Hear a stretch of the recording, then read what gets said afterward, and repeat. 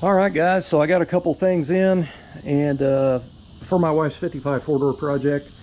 So I got something specific in, and I'm going to need some help from you 55, original guys that really know your stuff.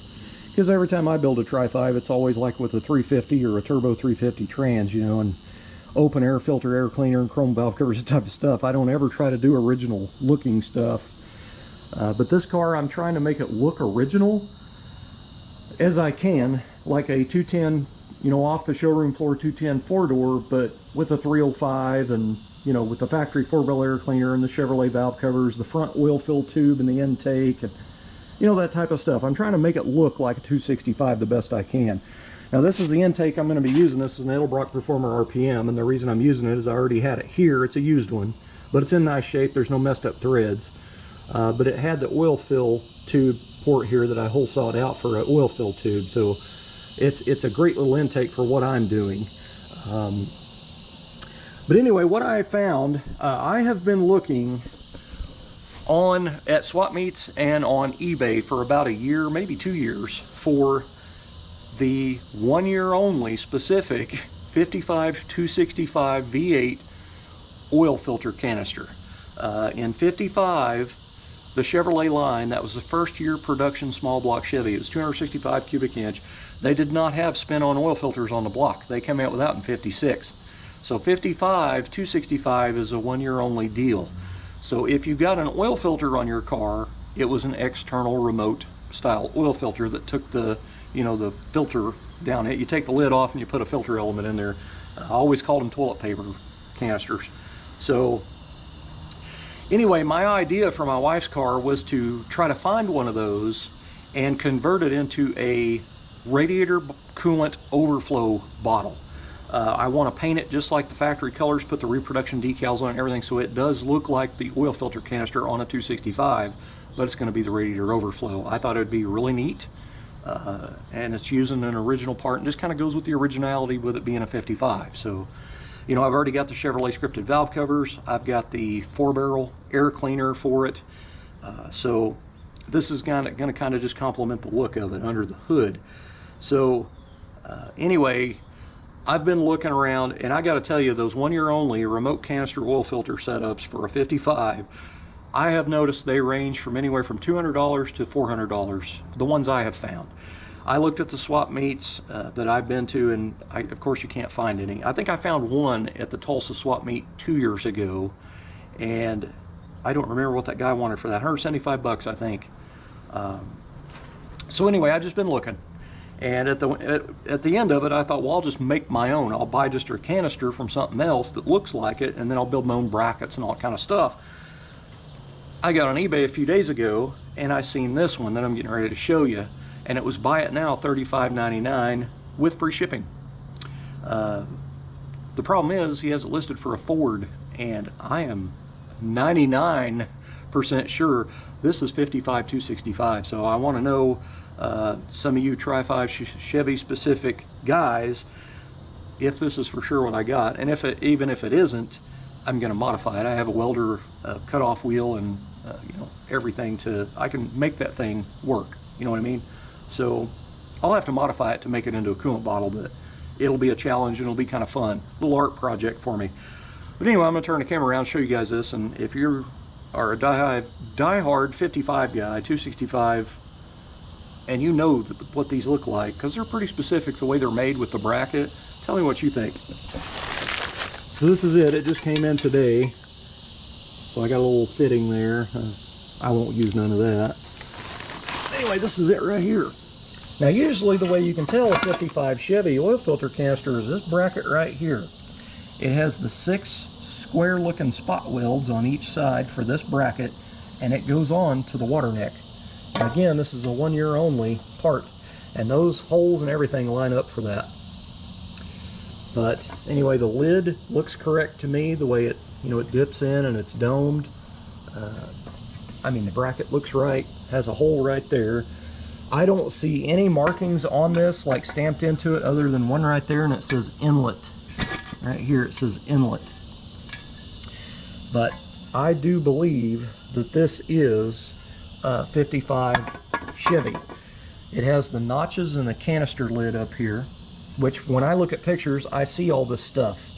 But this is what he had it listed as for 35 bucks. So I feel like I got a 1 year only, very hard to find. I got a smoking deal on this, I feel. So I didn't want to spend $200 on a part and then, you know, cut it up and modify it into something else. But I don't mind doing it for 35 bucks. You know what I mean? I don't know that that's listed correctly. And I could be wrong. Maybe the Fords had a bracket just like that. I don't know. So let me know what you think, but I think that is the accurate oil filter canister. So I'm really, really stoked about that. I mean, it doesn't matter if it's not the actual one anyway, because I'm going to cut it and make it fit and make it work anyway. But anyway, the other thing that I got, I made a decision on the 4-door. I always run long water pump stuff on my small block Chevy, so usually when I run a long water pump, it's, you know, 70s and 80s stuff, bracketry that I use, like from C10s and G-bodies and stuff, Caprices. But I use the alternator and it brackets, and it comes on the passenger side of the car. So with me putting a vintage air kit in her car with a sand and air compressor, I bought an air conditioning bracket last year to put on the driver's side of the engine, which is the way GM did it for whatever reason. But your air conditioning hoses have to run all the way over to the other side of the engine. So not only does it look terrible and you got longer hoses, the hose kit I got, I don't think my hoses are long enough to reach all the way over there. So I decided just to swap it. I'm gonna buy brackets. The other one I still have to buy for the driver's side, but I got this one in. This is an ICT billet bracket kit with a turnbuckle, stainless hardware, has sleeves and everything. This is 3 pieces of a bracket, and these bolt to the heads. And what's cool is, this is for the sand and air compressor to put it on the passenger side of the car. So the AC stuff will all be to the passenger side instead of stringing hoses all the way to the driver's side. But anyway, it says ICT in it. Now I'm going to paint all these brackets black because I'm going for the more original look, and I want to kind of, I don't want a bunch of shiny stuff, just bolts is what I want shiny on there.